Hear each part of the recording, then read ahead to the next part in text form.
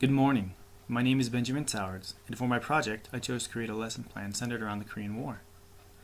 This lesson moved beyond the typical recitation of names and dates found in a high school classroom, and focused on individual experiences of those involved in the war. The goal for this lesson was to have students use primary and secondary source documents to determine the motivations of individuals who participated in the war, and compare those with the goals of the larger powers involved. My ultimate goal was to create an emotional bond between students and those who were the subjects of the documents read, so that I could begin to break down the stigma of Korea being a forgotten war.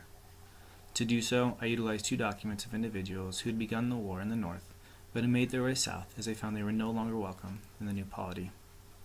In addition to a secondary source by a North Korean military defector and an American serviceman who spent time in Korea with his father, who was a preacher, prior to the war. One document I shared was centered around the woman Jang Song, who would go on to earn a PhD from Princeton and serve as the president of Ewha Women's University. Born in the North, Jang grew up a Christian whose father and grandfather had simultaneously embraced the old tradition of Confucianism and new tradition of Christianity. That immediately made them an enemy in the new state.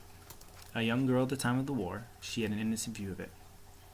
In one episode illustrating this, her and her family gave food to several young North Korean troops who were passing through their village. Despite protests from the other villagers, her family felt it was their Christian duty to help the young men out. Later, in an additional episode, after having moved south and enrolling in middle school, Jung led small school protests against the American negotiated armistice because she felt it was a violation of promises made to unite the country. This is just one example of a source that I felt students would be able to connect to easily because of similarity in age and experiences such as the attending a middle school or just being a young child. In practice, expecting this kind of critical analysis from students will take time and cultivation.